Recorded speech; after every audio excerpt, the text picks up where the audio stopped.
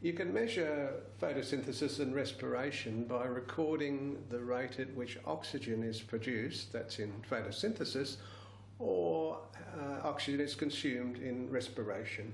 And to do this, we're going to use an oxygen electrode, which is the apparatus which is shown here. So the chamber is inside of here, and it has a stopper which seals it off from the atmosphere. And if you look down into the middle, right down at the bottom, there are two concentric metal electrodes covered by a very fine plastic membrane through which the oxygen diffuses. So don't poke anything sharp down there or you'll rupture that membrane and it won't work. Now sitting on top of that is a little blue rod, which is actually a magnetic stirrer, and it's connected to the stirring box, and you control the rate by turning it on. Now of course for photosynthesis we're going to need light, and so you have light, turn it on, and you have a filter set to enable you to vary the light intensity, and this filter holder sits against there, and so you need to aim it directly at the chamber, and you need to make sure that the appropriate filter is lined up, and you change the filter just by sliding that across. Now the next thing you need to do is to familiarise yourself with the software that will be used to collect the data, and for that go to My Uni, go to the Practicals folder, then find Practical 4, open that folder, scroll down until you find Setup for Oxygen Electrode, and then click on Oxygen Electrode Setup 2, open it, and you should get this screen. Now you have to connect the sensors to the software, so press Setup Sensors and then go Connect. Now make sure that this button at the top is green. If it's greyed out, then you need to call a demonstrator and sort out what the problem is. Alright, what we've got here is some data that was collected previously to give you an idea of how you're going to calculate your rate. It's measuring the concentration of dissolved oxygen on the y-axis and time on the x-axis. And the change in concentration versus time is the rate.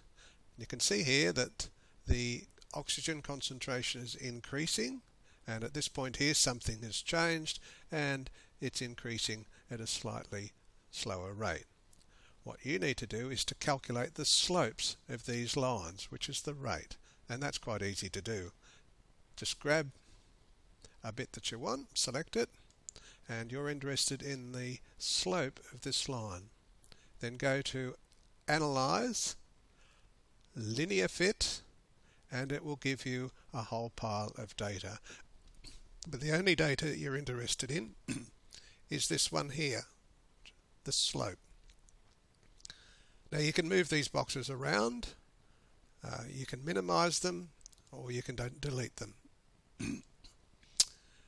Now just to practice, why don't you measure the rate at this part of the curve here, select and go Analyze, Linear Fit, and it will give you the rate. Okay, it's quite simple. So let's delete that and go Collect. Now erase that data, and so when you're ready to start, remove the solution that's in the chamber and add some buffer,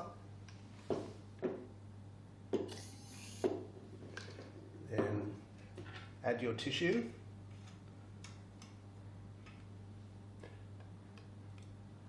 a couple of good scoops should be enough. And then, because in photosynthesis oxygen is going to be produced, we actually have to start from a low level of oxygen, and to do that we need to remove some of the oxygen by bubbling nitrogen through it. And you need to do this until the oxygen level as recorded by the software gets below about 1, somewhere between 0.5 and 1 milligrams per litre. Now once you get to that stage, you can then insert the cap, making sure that there are no air bubbles. Now this is important, very important. Just one air bubble can ruin your trace. And then turn on the stirrer, not too rough, you don't want to turn it into a blender. And then turn on your light. Make sure the light is directly at the chamber. Now there's not much carbon dioxide in water, and of course in order to photosynthesize, plants need carbon dioxide. So we're going to add it in the form of bicarbonate, which you can inject through the hole in the chamber. So inject, and then you should see a change in your rate.